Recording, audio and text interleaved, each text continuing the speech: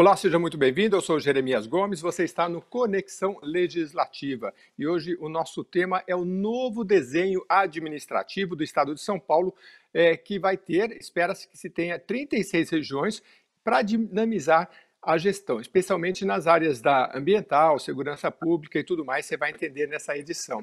Você sabe que o recurso público ele chega, por exemplo, para despoluir um rio na sua cidade ou então para combater o coronavírus, que é uma pandemia, ele pode vir da esfera municipal, estadual, federal, não é? Mas quando se trata de pensar em uma solução e planejada para um município ou para mais de um município, você tem que pensar de uma forma regionalizada, não é? No caso que eu citei aí, de uma doença ou de tratamento de um rio, por exemplo. E aí você precisa de uma região administrativa. O Estado de São Paulo, conforme eu citei, deve ter 36, vai aumentar o número de regiões. É importante você entender como é que isso tudo vai acontecer. E para isso, a gente convidou Marcos Campagnoni, que é consultor da Secretaria de Desenvolvimento Regional do Estado de São Paulo, já está aqui com a gente. Agradeço bastante a sua participação, Marcos. Obrigado. Boa tarde, Jeremias. Boa tarde a todos internautas que assistem a nossa conexão legislativa. Prazer estar aqui com você. Prazer é todo nosso e é um assunto extremamente, eu acho interessante, né? Quem gosta de falar sobre a administração, porque a gente sabe, como já você talvez lembre até o político que disse isso, as coisas acontecem na cidade, não é? E quando a gente regionaliza, a oportunidade de você ter uma administração que vá olhar especificamente para não só os problemas, mas para a potencialidade de uma região é muito importante. Então, eu queria que você explicasse um pouco como é que está sendo esse novo desenho, quando que ele começou, como é que é hoje, qual é a perspectiva que se tem. Tranquilo. Veja que as regiões administrativas que ainda existem no recorte regional do Estado de São Paulo, elas foram criadas em 1970. Né? Seu regulamento é de 67, do governo Abreu Sodré. No início de 1970 foram criadas 11 regiões administrativas com o objetivo de facilitar o diálogo, a colaboração entre o Estado e os municípios, regionalizar o planejamento e a ação governamental. Bom, hoje, atualmente, nós temos 16 regiões administrativas. Temos aí um descompasso entre a regionalização dos órgãos do Estado, que cada órgão setorial tem uma lógica própria de regionalização e não necessariamente coincidem com as regiões administrativas.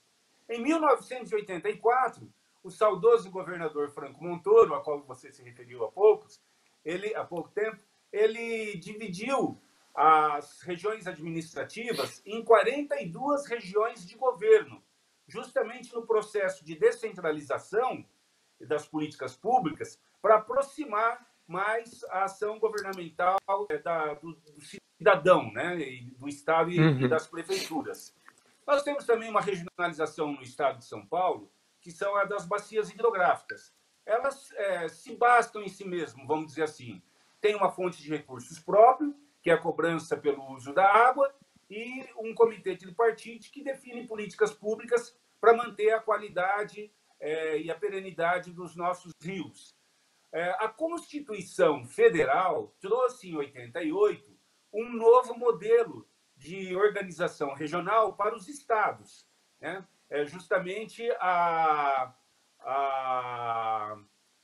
as unidades regionais classificadas como regiões metropolitanas, aglomerações urbanas e micro-regiões, justamente para organizar, planejar e executar as funções públicas de interesse comum.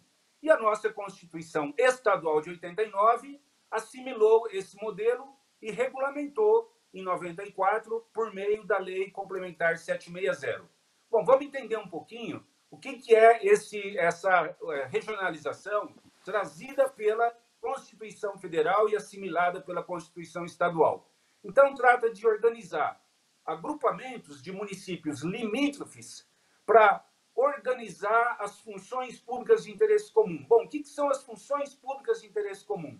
São aquelas políticas públicas que o município sozinho, por exemplo, não consegue implementar. Ou se ela tiver condições de implementar, vai ficar com excesso de capacidade, o que, consequentemente, significa desperdício de recursos. Então, organiza-se uma unidade regional, planeja-se o território conforme as funções públicas de interesse comum. As funções públicas de interesse comum, que são, no meu entendimento, são problemas de fluxos que ocorrem numa região. Fluxos de pessoas, fluxos de mercadorias, fluxos da água potável, fluxo da água das inundações, fluxo da água do esgoto, o coronavírus, o mosquitinho Aedes aegypti, ou seja, tudo o que ultrapassa as fronteiras dos municípios. Como a gente sabe, não existem muralhas, né, entre as cidades, as fronteiras são ficção jurídico-administrativas. Então, todos esses problemas que ocorrem numa região precisam que sejam planejadas para que sejam executadas de forma compartilhada. Ou seja, trata-se da busca de soluções compartilhadas para problemas comuns. Então, são esses temas que precisam ter uma visão integrada, como o saneamento, como os resíduos sólidos, a exposição adequada, o tratamento, o meio ambiente, o turismo, tudo que pode ser organizado regionalmente, nós denominamos, a Constituição denominou de funções públicas de interesse comum. Então, o objetivo é justamente fazer um novo recorte regional para organizar, planejar e executar as políticas públicas que são essas funções públicas de interesse comum. Esse artigo da Constituição Federal foi regulamentado em 2015 pela lei denominada o Estatuto da Metrópole. E o Estatuto da Metrópole obriga que cada unidade regional tenha uma governança interfederativa e também obriga que cada unidade regional tenha um plano de desenvolvimento urbano integrado, ou seja, o plano regional. E por que nós estamos fazendo isso agora? Bom, esse processo de criação de regiões metropolitanas e aglomerações urbanas teve início no estado de São Paulo em 1993, com a criação da região metropolitana Santista. Posteriormente, no ano 2000, foi criada a região metropolitana de Campinas. Teve um intervalo de tempo e, a partir de 2011, com a criação da Secretaria de Desenvolvimento Metropolitano, então, deu um novo impulso a esse processo de regionalização e nós tivemos, então, a criação de mais 4 regiões metropolitanas e 3 aglomerações urbanas. Ocorre que essas unidades regionais estão muito concentradas na macrometrópole paulista, que é a área mais dinâmica, né? Que é uma área que gera 28% do PIB nacional. Para você ter uma ideia, hoje, no planeta inteiro, as áreas metropolitanas são consideradas as grandes geradoras da riqueza do país, né? Assim, Tóquio, por exemplo, gera 40% da riqueza do Japão. A área metropolitana de Paris gera 30% da riqueza da França. A área metropolitana de Lagos, 30% da riqueza da Nigéria. A nossa macrometrópole paulista gera 28% do PIB nacional. Porém, se você unir a macrometrópole paulista ali no eixo da Dutra com a região metropolitana do Rio de Janeiro, nós teremos que apenas 1% do território nacional gera 35% do PIB do país. Portanto, trata-se de uma região estratégica e que precisa ser planejada. Então, tivemos até então esse foco nessa área da região da macrometrópole paulista.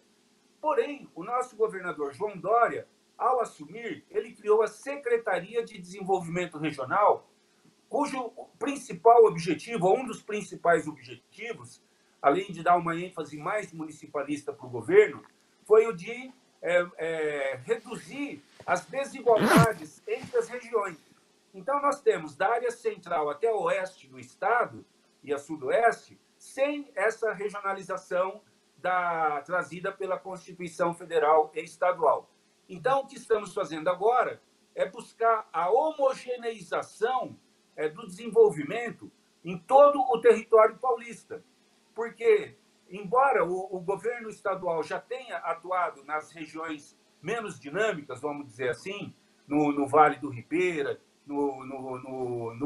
na ponta do Vale do Paraíba, Vale Histórico, no Vale da Fé e também no Pontal do Paranapanema, trata-se de agenda mais de curto prazo. E nós precisamos também pensar no médio e no longo prazo. Quando se busca homogeneização do desenvolvimento no território paulista, nós estamos buscando otimizar toda a capacidade instalada que existe no território paulista. Você veja que todos nós sabemos que nós temos 19 das melhores 20 estradas do país. Temos universidades públicas em todas as regiões do estado. Temos FATECs, temos parques tecnológicos, temos uma alta conectividade, a tecnologia cada vez mais avançando, né? E agora o programa de cidades inteligentes também, para levar mais tecnologia para a gestão das nossas cidades. Então, nós temos uma capacidade instalada fantástica, tanto do ponto de vista da conectividade virtual, da conectividade pelas estradas, pelos aeroportos, toda a infraestrutura para qualificação da mão de obra, né, mediante as universidades, as FATECs, a escola toda. Então, nós temos uns fatores que são fundamentais para o desenvolvimento. Então, o que nós estamos buscando com essa nova regionalização em todo o território paulista é criar as condições para que todas as regiões deem um salto no seu desenvolvimento. E como faremos isso? Com planejamento regional, elaborado por meio, no âmbito de um arranjo institucional de governança interfederativa. E esse arranjo prevê um conselho de desenvolvimento formado pelos prefeitos, por representantes do Estado e por representantes da sociedade. Os representantes da sociedade serão as pessoas de notório saber nas respectivas funções públicas de interesse comum, né? E assim nós teremos um conselho bem representativo do ponto de vista da sociedade, do governo estadual e governo municipal, e onde se buscará uma concertação acerca de uma visão de futuro que deve ser escada para a região, definindo-se com clareza quais os objetivos regionais que devem ser alcançados e por meio de quais ações e projetos. Então, esse conselho vai ser o carro-chefe, vamos dizer assim, dessa governança interfederativa, e ele contará também com o parlamento regional. Esse parlamento regional, onde atuarão os vereadores, os deputados estaduais, federais, e terá um papel de alinhar e de pautar esse Conselho de Desenvolvimento. Por que essa separação? Né? No princípio da separação dos poderes, né, todos sabem, os representantes do Legislativo não podem deliberar em conselhos do Executivo, mas podem exercer um papel de pautar, de propor, de participar, de opinar, fiscalizar. Então, a ideia é que venha atrelado, junto com o Conselho do Executivo, o Parlamento Regional. E, para dar dinâmica, para dar o ritmo no dia a dia, para o bom funcionamento do Conselho, nós, então, teremos as câmaras temáticas. As câmaras temáticas serão também organizadas em função das funções públicas de interesse comum. Assim, nós poderemos ter a Câmara Temática do Saneamento, a Câmara Temática da Segurança, da Saúde, da mobilidade, da habitação, do meio ambiente, tantas quantas forem necessárias.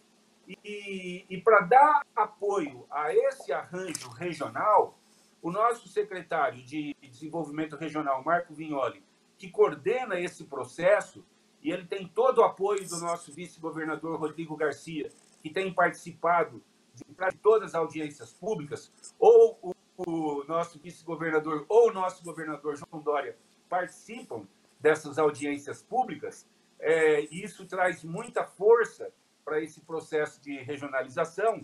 Então, há todo um apoio para que esse modelo de governança seja implementado. E o nosso secretário, Marco Vignoli, está trabalhando na organização de uma agência estadual de desenvolvimento regional que decorrerá da fusão das 4 agências metropolitanas atualmente existentes. Então, teremos uma agência estadual que dará um apoio de secretaria executiva, de orientação, de acompanhamento, de ritmo, todo o apoio necessário para o bom funcionamento da governança interfederativa em cada unidade regional. E também será constituído um fundo de desenvolvimento das unidades regionais. Esse fundo, é preciso deixar claro desde já, não é que os recursos dos municípios e do Estado necessariamente fluirão por esse fundo. Esse fundo ele tem a finalidade de custear projetos, estudos de regionalização. Para que finalidade? Para que esses estudos alavanquem recursos. Então, esse fundo poderá ter alguma fonte de recurso estadual que está sendo estudada, mas também poderá contar com uma contraparte dos municípios, financiamentos internacionais, doações. E aqui, Jeremias, eu gostaria de dar 2 exemplos que esclarecem bem essa questão do fundo, né? A região metropolitana de Campinas, em determinada época, fez um plano regional de melhoria da saúde. E coincidiu que, naquela época, ou há uns 10 anos atrás, se não me engano, houve uma oferta do Banco Interamericano de Desenvolvimento, o BID, para disponibilizar 240 milhões para ações regionais de melhoria na saúde. Bom, ocorre que, naquela época, naquele contexto, a única região que tinha um bom plano pronto só dependia de recursos era a região metropolitana de Campinas. E ela foi contemplada com os 240 milhões. Por quê? Um plano regional alavancou esse recurso. Na região metropolitana da Baixada Santista, recente, eles concluíram um pré-projeto de mobilidade na região. Decorrente desse pré-projeto, eles conquistaram uma doação de 600 mil euros de uma ONG francesa para o detalhamento do projeto. Também na região metropolitana da Baixada Santista, eles organizaram um plano de coleta, tratamento, disposição adequada dos resíduos sólidos e estão conquistando aí 1,5 milhão do FEIDRO.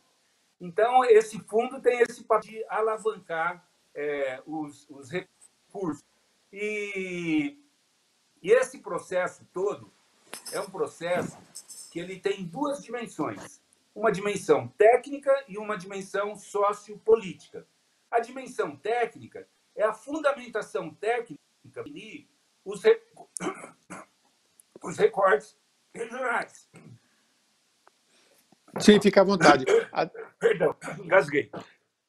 Imagina, o senhor estava falando da questão política e a questão técnica, né? Depois a gente vai falar, se der tempo, um pouquinho do estudo do que o SEAD fez, mas depois não.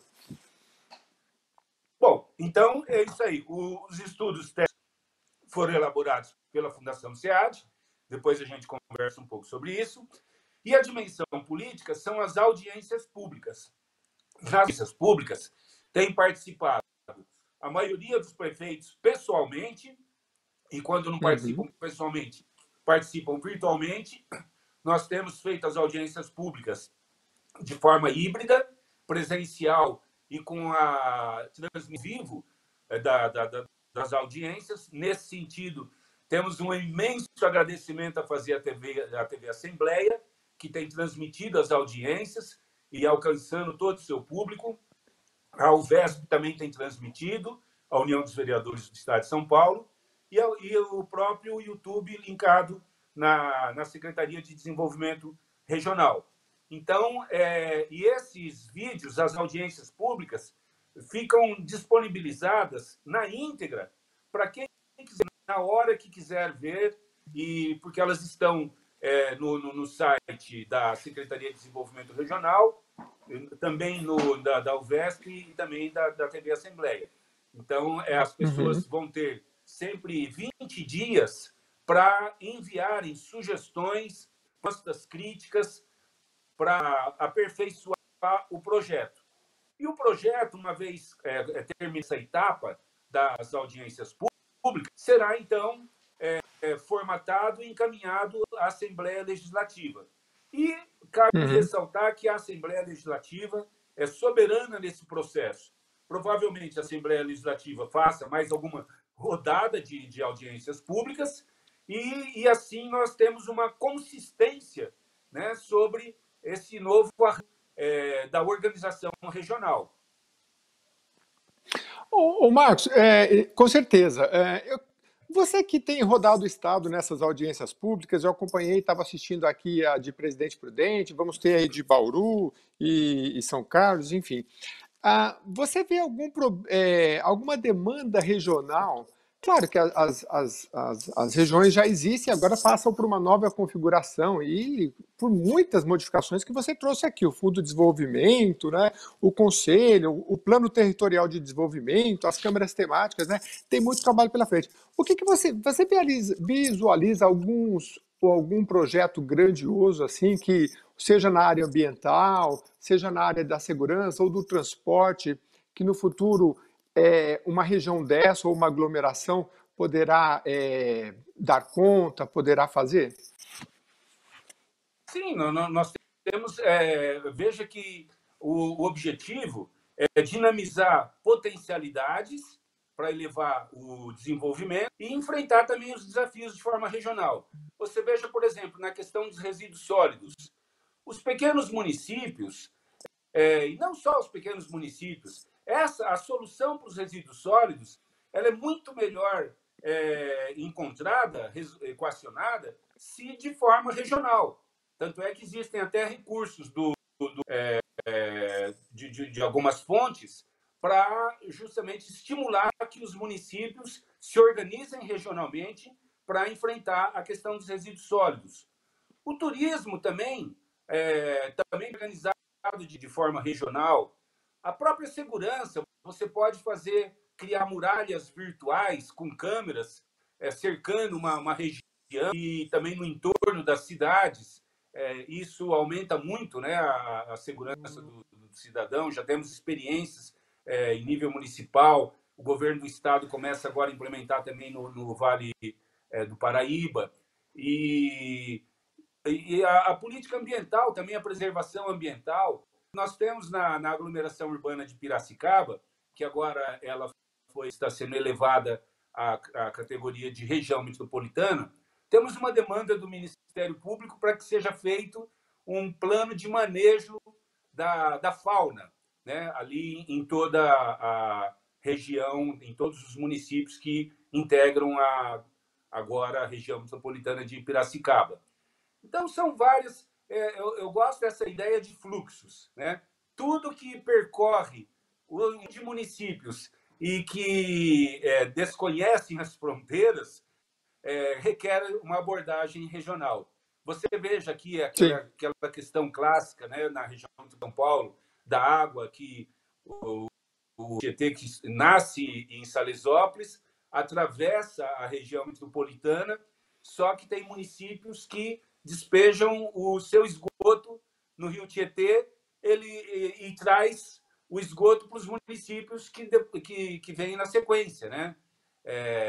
Isso aí já gera uma questão muito forte ali com relação ao município de Guarulhos, agora já está sendo bem equacionado, que o rio vinha limpo de Salesópolis, havia um despejo de esgoto antes de entrar em São Paulo, então nada adiantava investir na poluição do rio, porque o esgoto já vinha permanentemente. Então, exigência de soluções integradas. A mesma questão das inundações. Inunda em São Paulo e vai repercutir em Mauá, por exemplo, né? A questão da mobilidade. não sei se você se recorda, um dos prefeitos da capital, em certo momento, restringiu o uso de caminhões de carga pesada no horário de pico, né? O que Sim. aconteceu?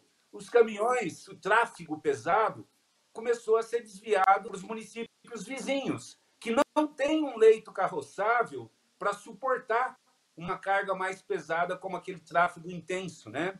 E aí nós montamos, na época, uma Câmara Temática especial. Todos os secretários municipais de transportes dos municípios que estavam impactados fizeram parte dessa Câmara e depois de 9 reuniões se chegou a uma solução. E hoje, hoje nós temos também o Rodoanel, que facilita bem esse escoamento. Mas mesmo a questão da dengue, né, a questão das áreas de risco para a defesa civil requer também uma abordagem regionalizada, quando há grandes inundações, desmoronamentos de casas que moram em encostas, né, em áreas de risco. Então, são várias as políticas públicas que devem ser implementadas de forma regionalizada. E no caso do interior, que ainda não tem, assim, na intensidade que nós temos nas grandes áreas metropolitanas, esses grandes desafios, ali ele trata-se muito mais de identificar as vocações regionais, as potencialidades, para dinamizar e elevar o grau de desenvolvimento, né? Então, temos aí uma ampla frente de atuação regionalizada para aumentar o nível do desenvolvimento e equalizar dentro do Estado, para que não haja desperdício de toda a capacidade instalada que já existe no território paulista. Só Muito bem. complementando, Ô você Marcos, sabe que pois não. o Estado... Oi. O Estado de Não, São é porque a Paulo, gente... ele por si... Diga, diga. O Não, pode Estado falar. de São Paulo, por si, tem a dimensão de um país, né? Sim. Está na 21ª economia do planeta. E não justifica, com toda essa infraestrutura que tem em todo o território, que apenas uma porção, apenas um terço, tenha um maior dinamismo. Se a gente tem todos os fatores para elevar a produtividade no nosso Estado. Então, era Sim, essa com colocação certeza. que eu E queria complementar. você falando, eu penso muito também na questão da tecnologia, da conectividade, das cidades inteligentes, que também o governo do estado, você citou e tem pensado, né? Porque eu já fiz reportagens, por exemplo, que prefeitos que, com muito esforço, eles conseguiram levar laptops e internet para a zona rural. Então, de repente, aquele menino, aquela menina que está lá num lugarzinho tão longínquo, se ela tiver uma boa instrução e uma boa conectividade e uma oportunidade, ela vai ter a oportunidade que qualquer cidadão do mundo vai ter. Nosso tempo acabou, infelizmente, temos mais só um minutinho, e eu queria que nesse tempo você pudesse fazer um rápido panorama, como é que você vê os próximos passos, né? Me parece que o projeto de Piracicaba, da região metropolitana, já está bem adiantado na Assembleia Legislativa. O deputado Roberto Moraes Sim. espera que seja aprovado até agosto, que parece que é aniversário da cidade lá e outros parlamentares. Mas, assim, o processo agora é audiências públicas, quando terminam, depois passar pela Alesp, porque o mês que vem, julho, vai ser recesso, e depois, então, vai um processo executivo, com a criação das câmaras temáticas, do Fundo de Desenvolvimento. Você acha que para o ano que vem a gente já vai estar com a coisa rodando? Assim, você aprovada as unidades aqui, as unidades regionais, temos aí, após a sanção pelo governador da lei, temos aí um prazo de 60 dias para criar em cada unidade regional os conselhos aprovam o seu regimento, definem as prioridades, quais as funções públicas de interesse comum são prioritárias, e também um parlamento regional, e temos, então, um arranjo pronto. E também, enquanto isso, o governo do Estado organiza a agência estadual para dar apoio nesse processo de organização das unidades regionais, e também o fundo, as subcontas a serem criadas em cada unidade regional. Daí começa toda uma dinâmica, né, com as câmaras temáticas, levando as pautas para os conselhos, quais são os problemas no meio ambiente ou no saneamento, nos recursos hídricos, no turismo, na segurança, etc. E os conselhos vão, então, priorizando e levantando, fazendo a priorização de quais os projetos que serão implementados. E inicia-se a elaboração dos planos.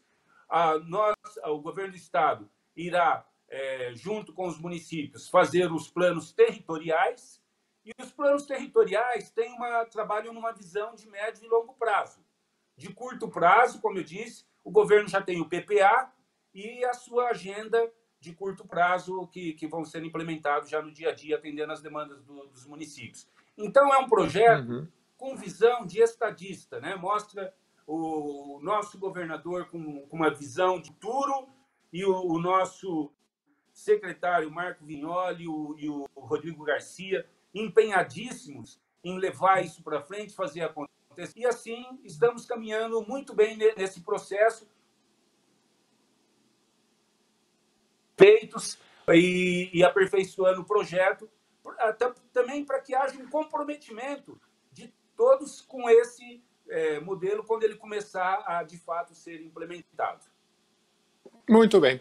E a gente, na Rede Aleste, vai acompanhar todos esses passos e depois também, contando sempre com a participação do Marcos Campagnoli, que eu não passei o currículo dele aqui, olha, mas o Marcos já foi gestor de projetos da Emplasa, dirigiu o Museu de Imagem do Som, secretário adjunto de Urbanismo, superintendente do Desenvolve São Paulo, então acho que está em boas mãos esse processo que você está participando, viu, Marcos? Muito obrigado pela sua participação, sucesso nas audiências públicas e conte sempre com a gente. Eu que agradeço, Jeremias, a oportunidade. Viu? Até a próxima, Jeremias. Um abraço a todos. Muito obrigado.